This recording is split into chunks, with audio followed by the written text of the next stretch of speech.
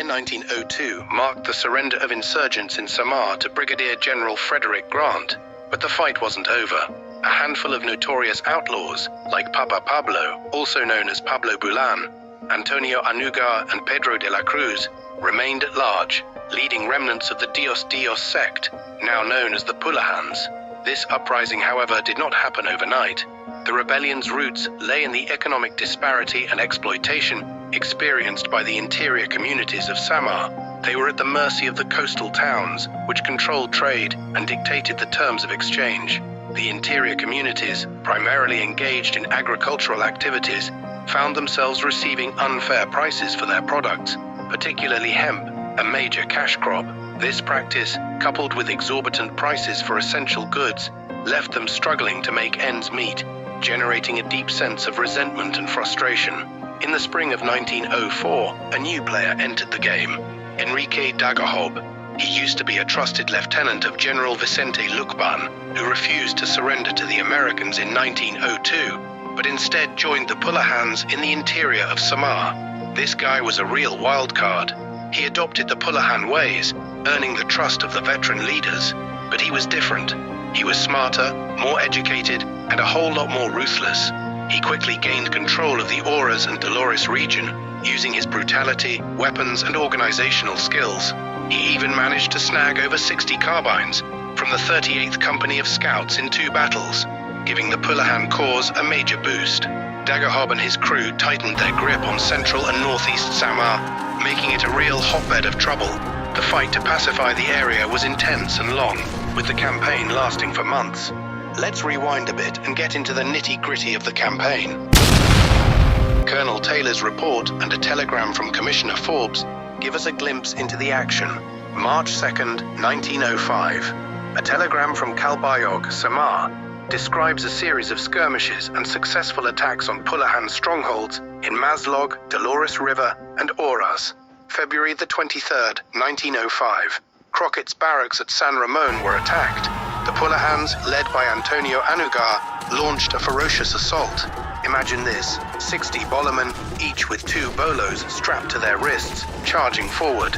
They were backed up by 700 more Pulahans, shouting "Tad, Tad," as they stormed the fortress, their red and white uniforms a stark contrast to the smoke and chaos. The bolomen were supported by rifle fire from the nearby brush, but the Pulahans were notoriously bad shots. The battle raged all night, with Pulahan bodies piling up outside the fort. Hundreds were wounded and 100 were killed before Anugar finally called off the attack. February 28, 1905. A combined force of scouts and constabulary under Colonel Allen inflicted heavy losses on the Pulahan camp south of Gumai River, killing several leaders and capturing more Springfields. The campaign was tough, with difficult terrain, limited communication, and a determined enemy. The Pulahan movement had gained too much momentum for the constabulary to handle alone. American troops were called in to help, but the dual command structure with the department commander and the chief of constabulary proved inefficient. To streamline things, the province was split into East and West Samar.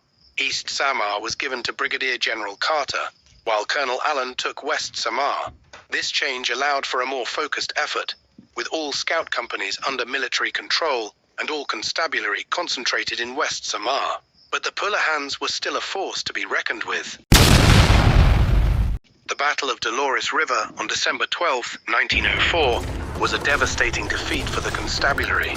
A 38-man contingent was ambushed by over 1,000 Pulahans, led by Pedro de la Cruz.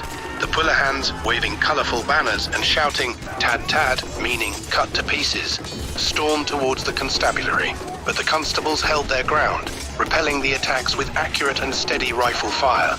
Despite their superior numbers, the Pulahans eventually overwhelmed the constabulary, wiping out the entire scout force. Only 1 man survived. The Pulahans' success in capturing guns from the constabulary made them even more dangerous. By February 1905, they controlled large parts of the island, and the government's presence was limited to military posts. The tide began to turn in July 1905 when American troops killed Dager Hob in a surprise attack. Many of his followers surrendered, and resistance in the areas he controlled collapsed.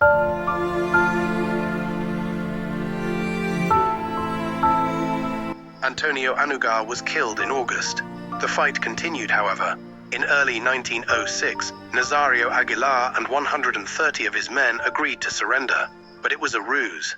They attacked during the surrender ceremony, killing 22 constables, before being repelled with heavy losses of their own. In November 1906, De la Cruz was killed in battle, and several of his officers were captured.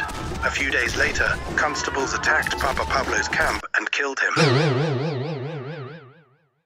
Only one leader of importance remained, Isidro Pompac, also known as Otoy, who assumed control and the title of Papa. The Pulahans were much weakened, and Otoy roamed from place to place to evade capture. Governor George Curry of Samar wrote about the Pulahans in a 1907 report. Pulahanism has almost ceased to exist in this province. Samar, Otoy, assisted by Angeles and a few others, is in the mountains between Borongan and Basay, with some 50 or 60 followers. They have been so closely pressed by the military, constabulary and volunteers that they have not made an attack on any of the towns or forts since November 1906. Since my last report, Papa Pablo, the religious head of the Pulahans, Pedro de la Cruz, the fighting leader, Lucente Picardal, and several other leaders have been killed. Major J.B. Murphy, the senior inspector and leader of the Samar Philippine Constabulary, was tasked with capturing the remaining Pulahan leadership. He appointed former Philippine Revolution Army officers Eugenio Daza and Narciso Abuque as captains. Daza negotiated with and eventually arrested Cipriano Tadukduk Amango, the leader of the southeastern Samar Pulahan and the leader of the Mactan attack. Tadukduk had been a revolutionary under Daza during the Philippine-American War. Daza's victory in the barrio of Naptaan is credited with being the decisive blow that led to the eventual defeat of the Pulahans in Samar. Murphy is credited with killing the religious head, Papa Pablo. Abuque and his men are credited with killing the fighting leader, Pedro de la Cruz, and 20 of his men. On October 1st, 1911, a constabulary force finally located Otoy's small band and killed them. This marked the end of the Pulahan resistance. In Samar alone, over 7,000 Pulahans had died. The Pulahan rebellion, while often viewed as a simple uprising, was a complex phenomenon driven by a confluence of economic frustrations, manipulated beliefs, and strategic geographic advantages. Understanding the intricate interplay of these factors sheds light on the rebellion's origins and its lasting impact on the region. The story of the Pulahans is a testament to the resilience and determination of the Filipino people in the face of adversity. It's also a reminder of the sacrifices made by those who fought for freedom and independence.